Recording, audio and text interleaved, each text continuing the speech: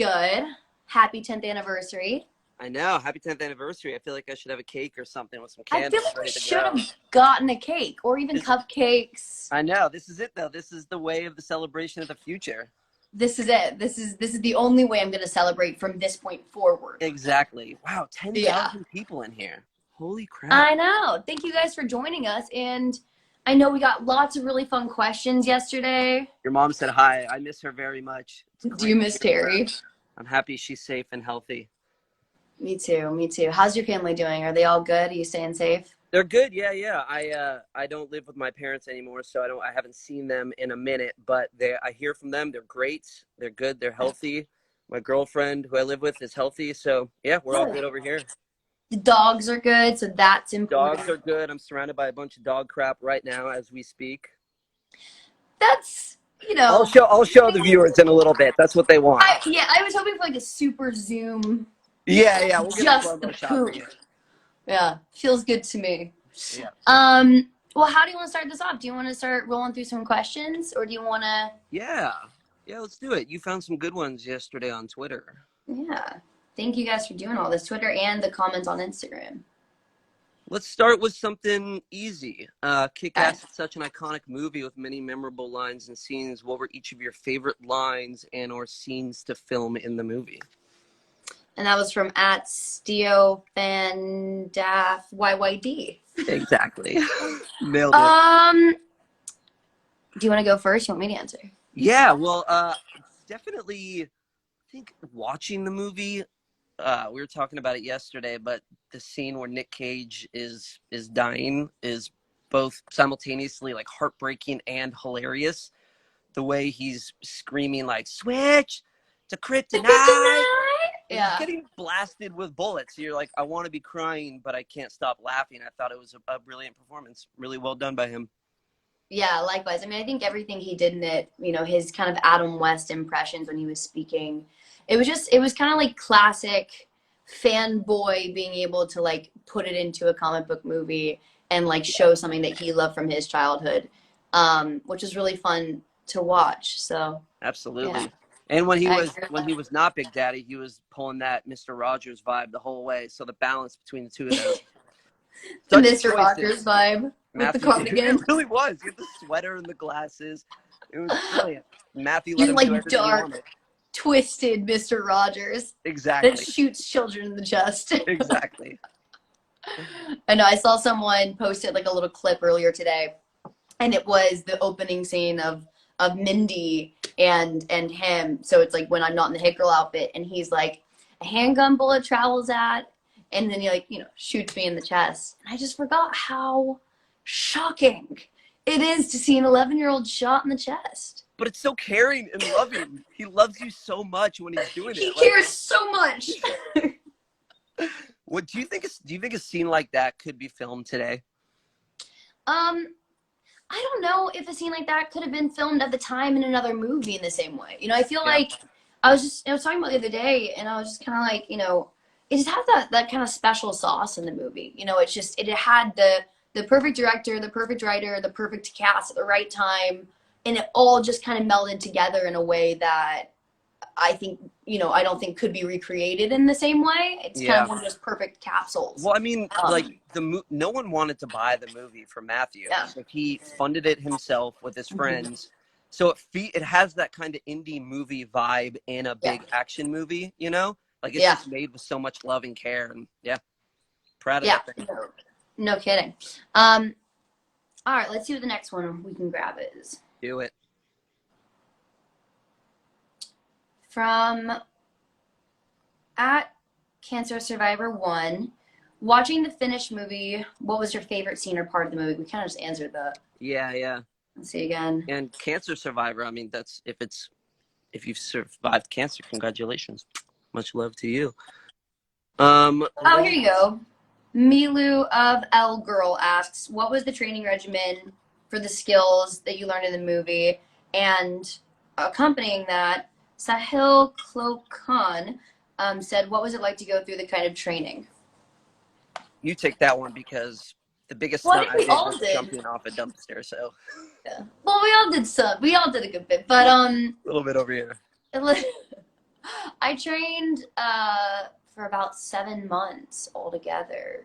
In LA with 8711, and then with Brad Allen, which is kind of the stunt choreographer, the head stunt choreographer of the Jackie Chan stunt crew. And we had some awesome doubles on the movie. Greg Townley, who was a little boy, was my double. Yep. And Talila Craig was my other double, which was really fun. We had Damian Walters, who did Aaron. Good memory. Really awesome My God, people. you were 11 when we filmed that. Your memory is incredible. Yeah, well, you know, I don't know. It was a big chunk of your time, for sure.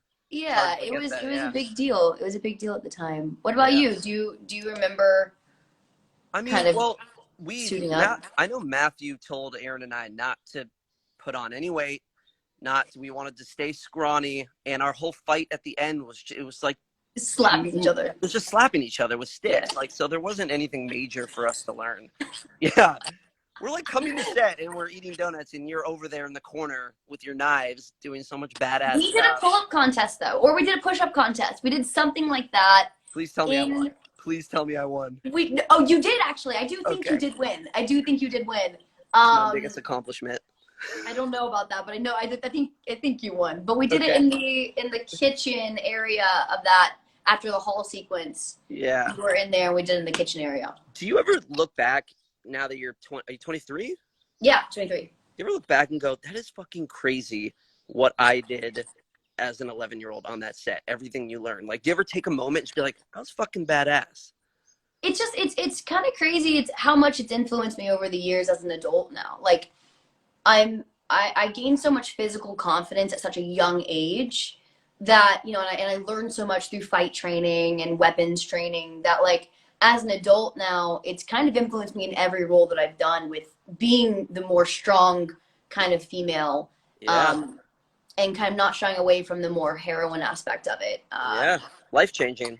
It changed your life in a very, realistic way. Awesome. Yeah. Cool. It was crazy. I know. You were a child and I was a man-child. I was 19. You were a man-child and I was just a child. I know. You were so much more adult than I was on that set. That's for sure. You had your parents around and I didn't. It was like the first time I was not with my parents my whole life. So you just went hog wild? Yeah. Did you? Because I wasn't a part of any of that, you know, because I was a child. Yeah. Well, yeah, you know, we shot in London for 3 months, so I got to live on my own for the first time ever. And Gosh. the drinking age was 18 out there, so it was definitely a growing experience for me as well. It was, yeah.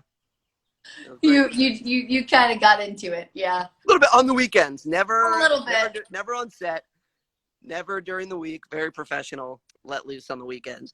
All right, let's move on to another question before I talk about my blackout nights in London. I guess it's a good question for like kind of Kick-Ass 2 for your character and being able to kind of suit up. But Vicky Sky 24 on Twitter asks, how did it feel when all three of you put on your superhero suits for the very first time? Yeah, I remember when they did the Red Mist costume, because the first one. In the first movie, it's black up here and red on the chest. Yeah. They had it inverted the first time that they made it, so it's red everywhere and black here, and it looked way too much like Michael Jackson from Thriller. Right. There's nothing menacing about it. Yeah. So they changed it, and it looks fucking awesome. It was a pain in the ass to wear. It was a bunch of leather, and the cape weighed like 20 pounds. So it was trying very to exhausting. pee. Yeah. Was so hard. Awful. And you're consistently drinking too, because you're sweating nonstop in those things. Yeah. So it was finding the balance. But yeah, no, I mean, what about for you with your costume? The first time I put it on, I remember it was all in pieces. So I had like the shoulder pieces, and we had like part of the pants done, and then we were just trying on the gloves and stuff like that. So the first time I tried it on, it was a lot more, I think it also was a bit more like motorcycle bike, kind of like biking outfit, leather kind of look, which it ended up being similar to that, but it definitely became more streamlined, and I think they chose a separate color of purple for the leather. Right. And then actually the tartan, the kilt that I wore was Matthew Vaughn, our director's family tartan. Oh wow. that they had dyed purple. So it was his family, like yeah, they're tartan. So that was like a fun little thing. So we It only didn't. had two skirts, and then we had like six double of the leather suits, and we constantly ripped the crotch open because the leather didn't stretch there. So I would Right. do all these high kicks, and it would just rip.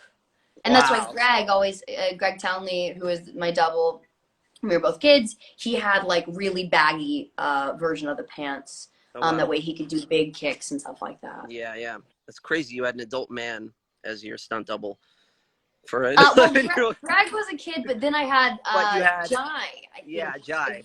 Yeah, Jai was an adult man. Yeah. Wonder how he feels about that. I Uh, don't know. I mean, I feel like it probably happens frequently. for sure, for sure. It probably And happens, but yeah, I don't know. he was doing some badass stuff. But you brought up Matthew Vaughn. I remember in the Frank D'Amico household, all the art on the walls were replicas of the art that Matthew had in his house. Yeah. Just like a nice little fact for you guys, you know? Yeah, he definitely always like kind of has a personal touch in his movies, and he's such a cool director, and he really kind of let us all take the lead on our characters and gave us a freedom, you know what I mean? Totally. And didn't hold us back in any way, which was Yeah, really and we had special. Jane Goldman there on set every day, giving us new lines, letting us do what we wanted. It was Jane great. was awesome. She was the coolest. I like this question for you. At Daniel Luke Allen asks, would Mindy McCready get along with Deadpool? Oh, that's a fun question. I feel like yeah, probably for sure. I think they have a very similar aesthetic to life. Yeah, yeah. Um, That's fucked up. yeah, exactly. I think for sure the adult Mindy in another world, the adult hit girl, could very easily be right beside Deadpool. Yeah. Start their own little Man, vigilante adult gang. hit girl is a trippy thought, huh? What does adult hit girl up to these I days? saw one of the comic drawings because the comic kept going Yeah. all the way to kind of adulthood, and I think she got her own kind of hit girl little thing. Gotcha. But she really became kind of crazed and like almost I think a little Harley Quinn-esque and Oh wow. a little trippy. I That's a can't good word, imagine that you'd probably fare well from being Phil. raised like that. Definitely not. Let's see. What else is there? You do like one more and then get Aaron up in here. Yeah, let's do it. How has your life changed since Kick-Ass? I mean, Oh yeah, that's a good one. yeah. How was Was your that life your- since Kick-Ass, Chris? That was at 1721. Daniela asks. I mean, I couldn't say it changed too drastically. I think it changed very drastically after Superbad. Yeah, for Kind sure. of like, it put me way up here, and then I got to do what I wanted after, which was like role models, Kick-Ass, Neighbors, all that stuff. But I think, for you, it's got to be crazy, right? That was Kick-Ass your first? Was that your big movie that kind of put you on the radar with a fan base? Yeah, I mean that was the one that really started like my core fan base. It kind of Yeah. came from Kick-Ass, and Let Me In because those two were kind of the same Right. time period. So those two really kind of Was that alarming to be 11 years old and having people recognizing you and coming up to you? Do you remember what that yeah. was like? I mean, it was probably crazy for you with Superbad. I mean, you became viral, what we would call viral now. Like you were like the original kind of like early meme with the Hawaii ID. Yeah, You know what I mean? Like It was, I was 18, so I was definitely like kind of coming into myself, but still just a dumb kid and having people screaming, lines from that movie, running up to my car door, literally running up to my car door and banging on it and saying like, that's the weird one. I just got to call. I bet, just stuff like that was very alarming for an 18-year-old. But you had a great support system and a great family around you to kind of keep you safe and protected. Yeah, I felt really lucky to kind of have four older brothers that almost acted as if they were bodyguards in it themselves, and I had my mother and Trevor on set kind of at all times, and then during the press tour, we were always together. So, you know, things definitely have gotten weird before, and, you know, the negative sides have happened, and people have gone a little too intense. But ultimately, all in all, people are really awesome, and it's kind of given such a loyal fan base, and such a really just kind of really cool people who show up, you know, to Comic-Con to this day, still wearing our outfits. It's amazing. And It's amazing. you know what I mean? Like tattoos of the characters and stuff like that. So I know. definitely like hardcore fans. Yeah, it's incredible. Someone asked a good question for you, and they said, what did you think when you first heard your superhero name, like, said to you in the movie? Red Mist, I thought was badass. I loved it. Yeah. I was very alarmed in the second one when they named it the Motherfucker, because it's just not anything you want screamed at you on the street. At all. At all. You don't know if it's a movie or if someone's just really Not okay. Yeah. But, you know, should we get Aaron jumped in here before? Do it. Yeah.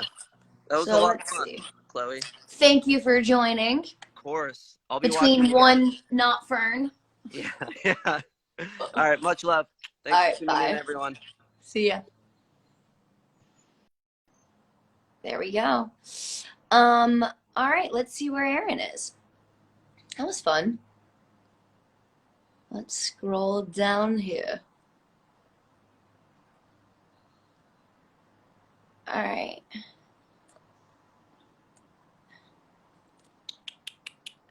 Aaron, if you click out of it and then click back in, I should be able to see you.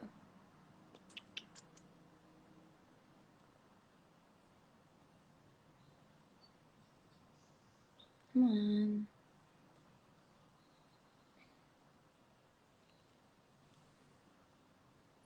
Wait for it to come through. Where are you, Aaron? Was just staring at me, trying to figure out how to use my phone. I feel like I don't know how to use Instagram properly, and so many people know how to use it properly. Okay.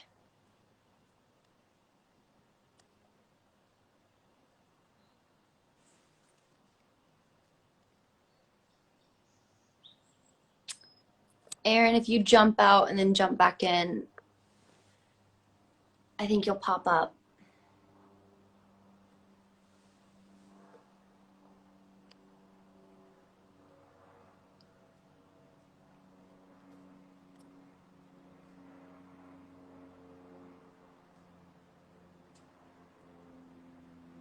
There he is.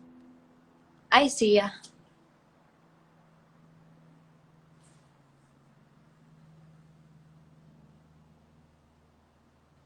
Connecting. Hello. Hey, it's working. How you doing? I was on, and guess who threw me off? Who? Matthew Vaughn, because Stop. Casper and Clemmy are watching right now, so Oh my That's his- gosh. kids, and he was calling me because he wanted to rip into me and Chris, but now Chris is gone, so I was like, great. "We got Oh, Instagram, God. do the whole thing." I know. Could you mind if we get Matthew on this as well? Oh my gosh, I wish. It'd be good though. I really wished we could have. There's a way we could have all been on here, man. It's weird to kind of come on and come off, but I know. but it's. But thanks for organizing this. This is so cool, Chloe. Happy 10th anniversary of KICK-ASS. I know. Happy 10th anniversary. It's fun that we can kind of get together virtually and do this. Thanks everyone for joining. How it's very cool, very cool. Hope Yeah. everyone's staying safe and What did you healthy think of and Chris good. and I's answers? What's that? What did you think of Chris and I's answers? we had some good ones, I think. I was watching. It was really good. I know, it was interesting. I was just kind of thinking like that your 11-year-old curriculum was 7 months of stunt training. It's kind of like, it's almost like Black Widow Russian spy training. It's like you're set for life now, right? Kind of, yeah. I mean, it's definitely one of those things, like, I never really forgot the stuff I learned, and I kind of kept up with it over the years. So my brothers would always kind of joke that I look small, but I'm quite mighty still. Yes, I can still do all the balisong tricks and all that crazy stuff. Damn. I know. So Kind don't of good stuff. cross them. Kind of good stuff to know, isn't it? When you're, 23, Yeah. your age. Just start throwing like Chinese throwing stars everywhere. You should have like a cabinet, the way that like Matthew Vaughn sets up all the, all the cabinets of all the major All the tools. guns and all like the knives and everything and the grenades all laid out. I feel like it's shockingly might be too real these days. Potentially. Yeah, it's really cool. I was looking at some of the questions that you got. Yeah. Like one of them's like, what have you been doing? It's interesting that you've been doing doing the live workout stuff. I felt like I really wanted to join in, but we were like, I can't do that many pull-ups. What? Aaron, you can definitely do that many pull-ups. No, You can 100% do that many pull-ups, Aaron. I've been trying to stay on a work regime ethic kind of thing, and I've been going for a 3-mile jog every day as much as possible. Really? And then get out. You got a mask up. Put your hat on. Trying to stay sane and healthy at the same time. Go for a jog, which is really good. But have you been doing anything else? What's like your daily routine just to kind of get through the day and keep yourself sane and interested in things? Definitely working out's a big one. I mean, I don't have any kids like you do, so I don't have anything that I kind of have to keep up with that much so, but I have my dog Ruby, who right now is making so much noise in the corner. But she's kind of my baby that I have to take care of. So she kind of keeps me on more of a schedule. And actually doing like these Instagram lives is kind of a strange thing to look forward to. Oh, so I was like, good. oh, I get to go to bed early and like have something to do tomorrow and talk to you guys. So I feel like only you could drag me on to a live Instagram. Thank you for doing it. As I shut it all down at the end of 2019, so I came back on in order to do this with you and Chris because I love you guys so much. So well, we love you. I mean, it was so many years ago now. Quite honestly, I'm a bit of a hermit, so you've kind of pulled me out. So well, let's get some fan questions in here that people want to hear you answer. Okay. So one of the ones that I asked Chris and we asked each other was the one from Vicky Sky, and it was, how did you feel when you put on your superhero suit for the very first time? And kind of looked at yourself. I mean, I think my general reaction was, my costume wasn't supposed to be cool in any way. It was the complete opposite of cool. So I think the more awkward and bizarre and silly it looked was the better. The major thing for us was trying to figure out how to match the comic book mask, because I think the mask covers the mouth, and so we had to like cut a hole, and we already had this much to work with, and I think we might have done some screen tests with trying to find out which, what works and what doesn't. And, but, it was, do you remember we had, the mic packs? I remember how annoying the mic packs were, because you had them in your wrists, right? Yeah, they might have been in my boots or in my feet. So the wiring all the way up the leg and through, over through the mask, and I think they stood here. Yeah, so like trying to yellow lines come there, and then they horrible come all the way up the back. Yeah. It was funny you saying about your you and Chris were saying about how much you'd like most awkward thing was when I had the battens in the back. It was this whole back strap that you couldn't zip, so if you needed to go to the bathroom, you have to about 3 people undo. You're like pulling things off. Go to the bathroom, run back on, and then you might have like after a few routines, you've like got sweat patches. Just the irony of a wetsuit, it just didn't keep anything dry on the inside out. So then we'd have to have variations on different wetsuits. And even though they're cut the same, there's always the one that's your favorite? I don't know if, you know, That maybe just like a like, hero mask or whatever. There's one that just yeah. fits better than most. Otherwise, some of them are like, I don't know, like push up your nose or like Yeah, make it you looks look crazy. weird. Yeah, we had a couple hero wigs and one hero mask because it was something about like the black mask, the way that it laid on my face, it would make my eyes kind of scrunch together and then I couldn't really open them. So there were so many where I'd be like trying to look through the mask. Whereas like Greg, my double, just had like one that was like an oblong eye and one was like a smaller eye. Yeah, I know, it's bizarre, isn't it? It is crazy. I was thinking, what one of these questions is, what's the what's one of the icon? What's something about one of your favorite lines? What's it say? Someone on Twitter, I can't even pronounce that. Kick-Ass is such an iconic movie with many memorable lines and scenes. What were each of your favorite lines and or scenes to film in the movie? Well, that's a bunch of questions. So what's one of your favorite lines, or what was one of your favorite scenes in the Kick-Ass movie? Probably my favorite line is the C word for Hit Girl is probably, that's probably my favorite line. Literally what I was going to say is just like Chloe dropping the C-bomb, just because I remember when you were shooting it and how it was such a, because that was one take, right? Yeah, Matthew, because I remember really wanted it.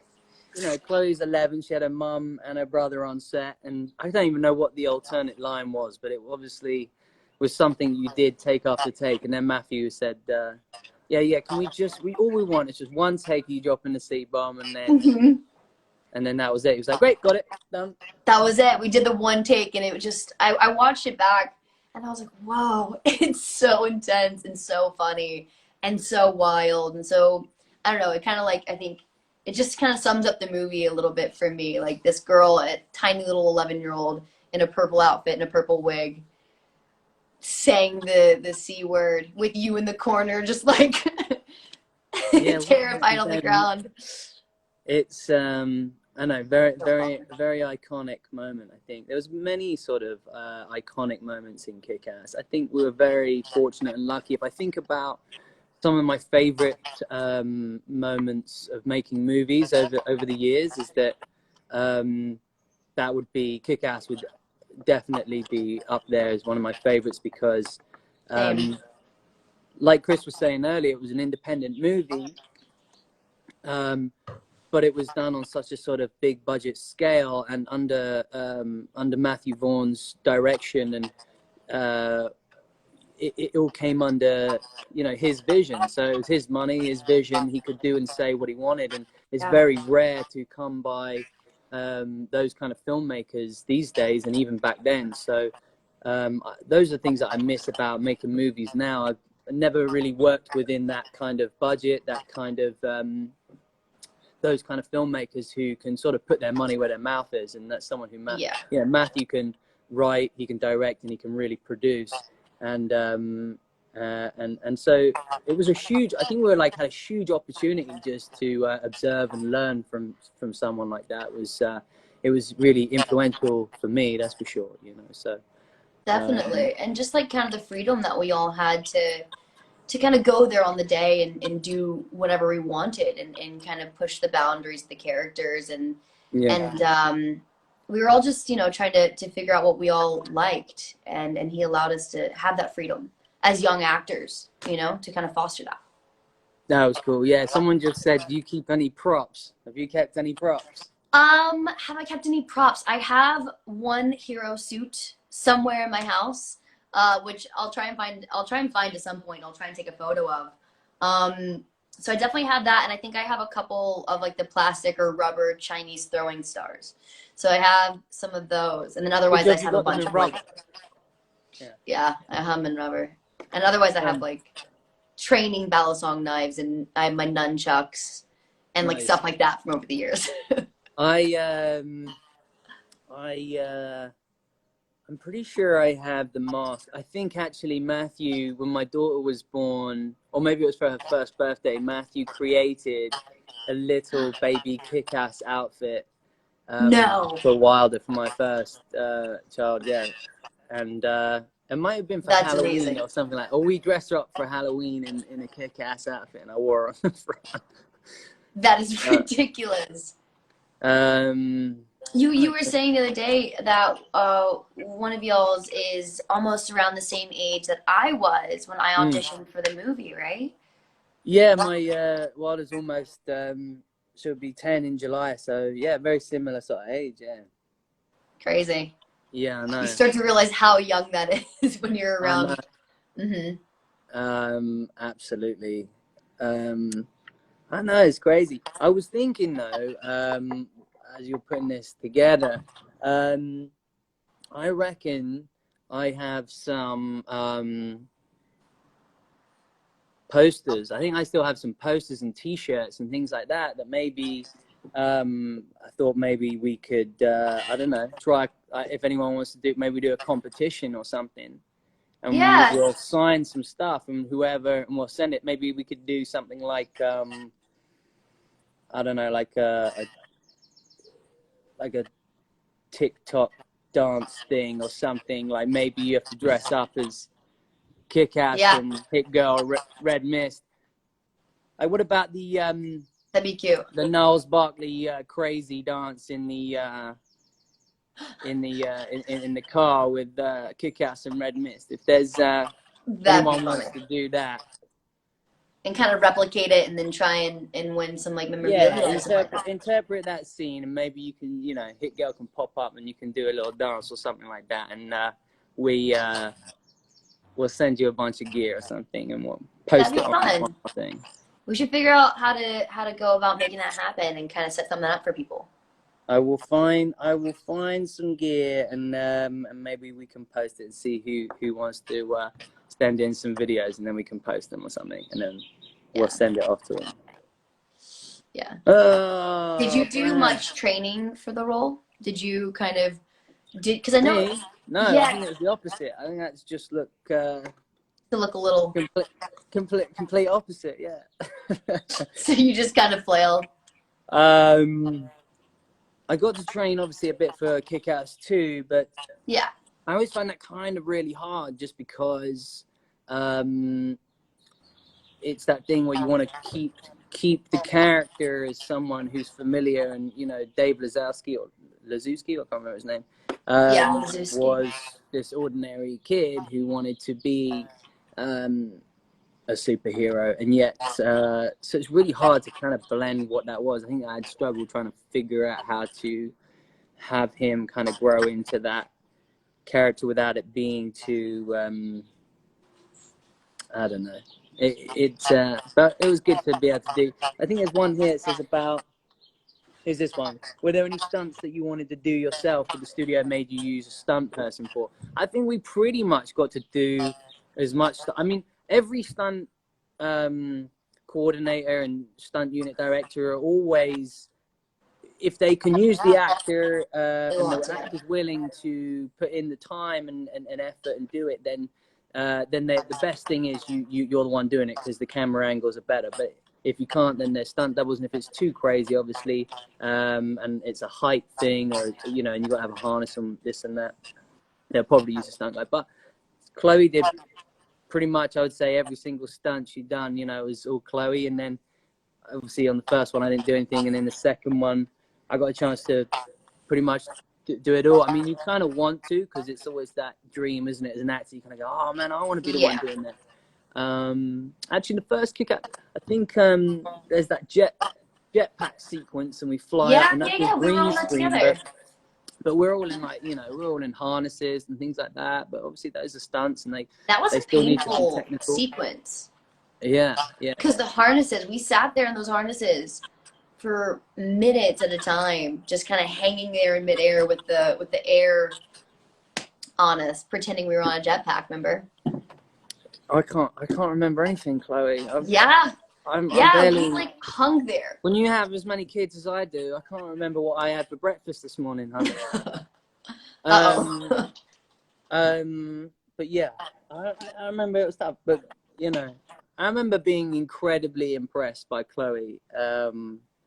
She, like, her professionalism, and I'm not just saying this because we're on here, but you know, 11 years old, she was one of the, like, extremely mature for her age, and she was extremely professional, and it was very apparent right there that that we all knew that she was going to have a stellar career the way that you have, and it's beautiful to see. But I also think Matthew Vaughn is someone who's has always been really influential in really picking out and finding those kind of new talents and stuff. Like with, I'm very fortunate and lucky for him to have thrown me into this, and then I think finding Chloe. I also think for Taron Egerton in Kingsman. I think for the next Kingsman you'll see as well. He's just someone who's really interested in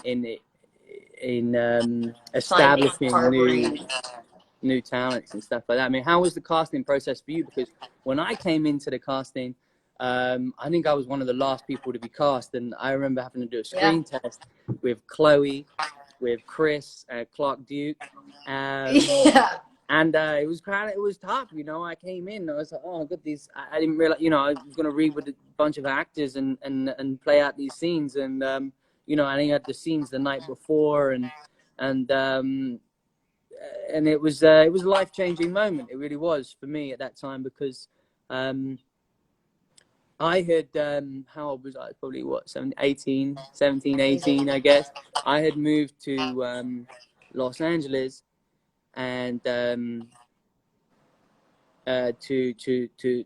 continue acting, and I'd been there for 3 months, and I'd been going to audition, door to door, and I was about to leave that day, and I was about to to the end of it, really. Wow. And so I was heading to the airport the day before when I met Matthew That's Vaughn, crazy. and he said, turn around and come back tomorrow and do a screen test. So I then, after that screen test, I went straight to the airport, but then he gave me the job the next day. So it was one of those poignant sort of turning moments. How was it for you? That's that was kind of the interesting thing about Matthew is also, even with like the casting process, he just kind of takes his own lead with it. There was another girl, I think, that he was about to cast, or had almost cast for the character, and I kind of got a last minute audition, and I came in. I think again I got like the sides, I think, really quickly. I think it was like the day before or so, like that. And I, prepared it as best that I could, and I came in, and I met him, and it just kind of all worked. And then we found out, I think it was like a day or two later, that he wanted me to be a part of it. I might have read again. I don't quite remember all the intricacies of it, but it was kind of a crazy process, because it was like almost a sure bet that I wasn't going to get it, because it was almost cast already. And then he gave it to me, and I mean, he, continued for years, and still does, checking in and continuing to like give advice. And he's just he's kind of like a hands-on person in general. He's not just like a director, you know what I mean? He's somebody who wants to be a part of the lives of the people that he casts, and to kind of continue that. And he's the funniest. He's such an interesting guy.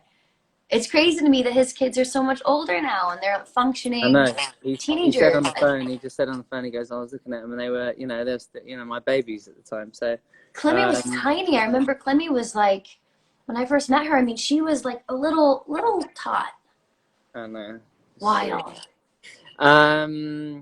What was it like when did you know it was going to be Nick Cage, or did you, what point did you find out? And when you met him, what was the experience like working with Nicolas Cage and him playing your father? It must have been like, he's badass. Like one of the coolest actors ever. I mean, I was always like Raising Arizona was such a cool movie, and I kind of weirdly enough loved that movie when I was younger. And so I was super excited to meet him, and I think I found out, I think we found out like before we got to London and everything, that he was going to be a part of it, or at least they were trying to get him to be a part of it. And then he really responded to the character and the script. And then when we started kind of doing some rehearsals and getting together, it was just so off the wall, because in the beginning he didn't kind of show any of his Adam West almost kind of impression with the character. And then all of a sudden we got on set, and he just started throwing these things in. and it just kind of, you know, it just shows what a smart actor he is, because he built so much into a character that I think, you know, made Big Daddy so special. And that their relationship was so twisted, but also so beautiful in a way that you really cared for their father-daughter relationship, no matter how dark it was at times. I remember I remember one of the rehearsals. I can't remember where Nick was talking to Matthew about doing a bit of the Adam West thing, and I remember we did like a reading or something, and he started like breaking it up in the Adam West way, and I remember thinking, wow, how crazy and how wild and how brave that you're gonna like. Brave. I don't know, that thing where you get really nervous, and I think as an actor, it told me a lot. Yeah. It told me a lot about not playing safe. Like, Mm-hmm. there are lines on the script that you could just deliver and play it safe. And I feel like Nick Cage is such a seasoned actor that he will never play it safe. Like, No. he's gonna experiment as much as possible, and you know, maybe 5 times out of 10 it doesn't pull off and doesn't work, but the other 5 are going to be iconic, Exceptional. brilliant moments. And I think for me at that age, watching Nick Mm-hmm. take that role well off the page and building something was like, oh, that's real acting right there. That's in the world of Gary Oldman, Yeah. and Daniel Day-Lewis, and many others who can just it takes it to a whole other dimension. So that was impressive, even if it is in comedy as well, right? It had a lot of comedy. It doesn't have to be drama, but it was that was really cool. That was really, really cool.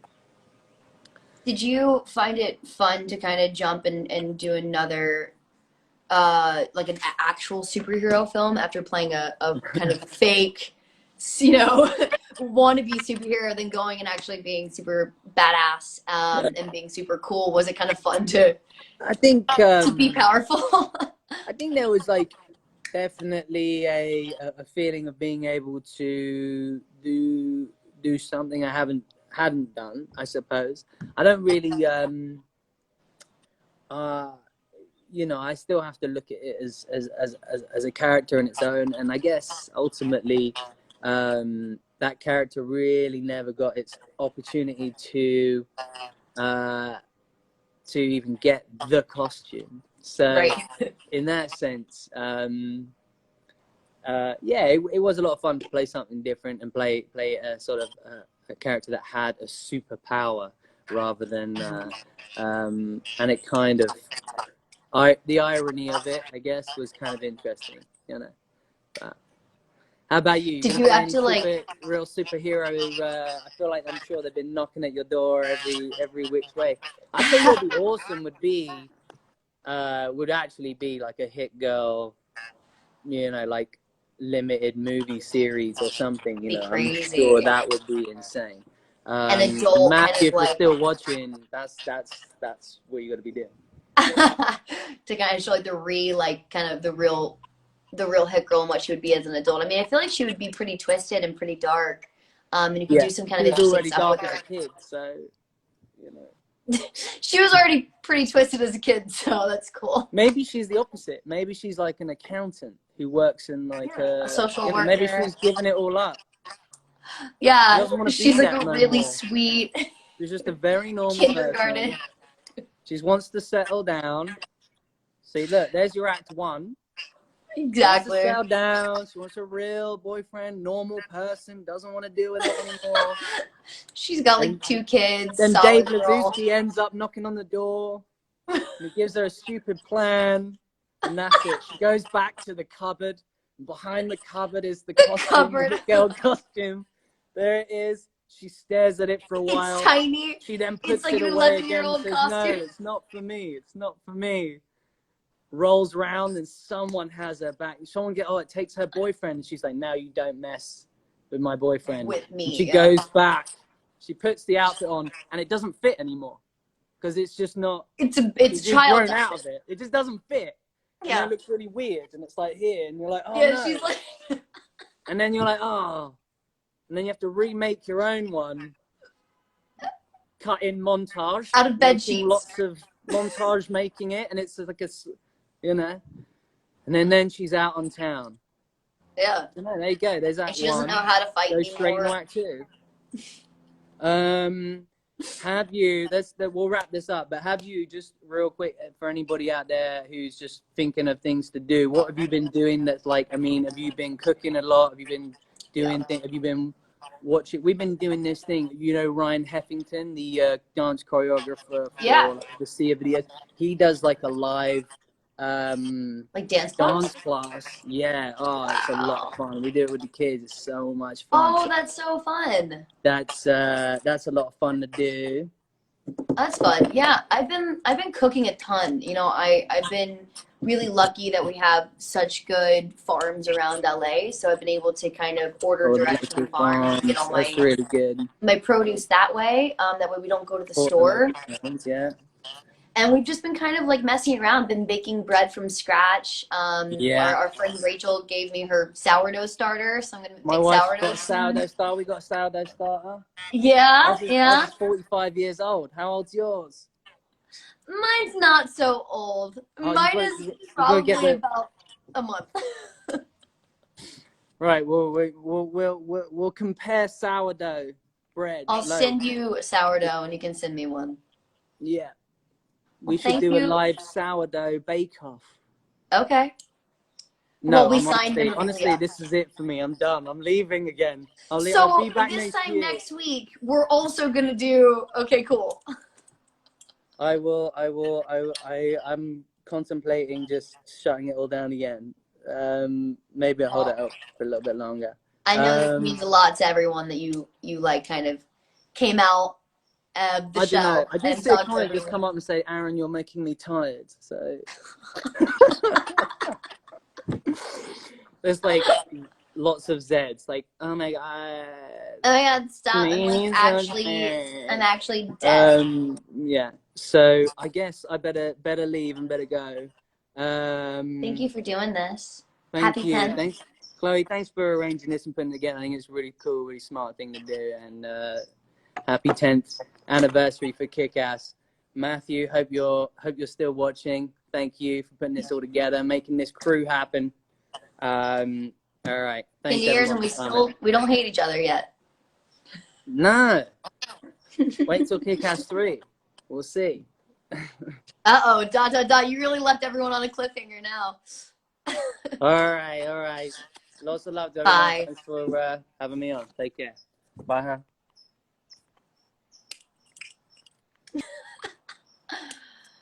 Thank you guys for joining us during this time. It's been kind of fun over the past few days figuring out Instagram Live, and I know that it meant a lot that you guys asked so many great questions, and that you keep supporting our movie after all these years. You know, it was kind of the little train that could. You know, Matthew championed this movie on his own dime. No one would pick up the project.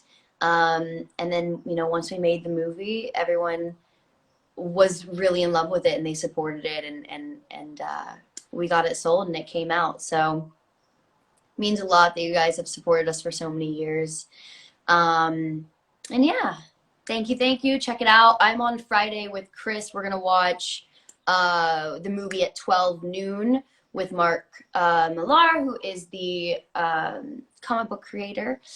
So we're going to watch the movie and live tweet it on Friday at 12 if you want to join us for that. So yeah, thank you guys again, and stay safe out there. Bye.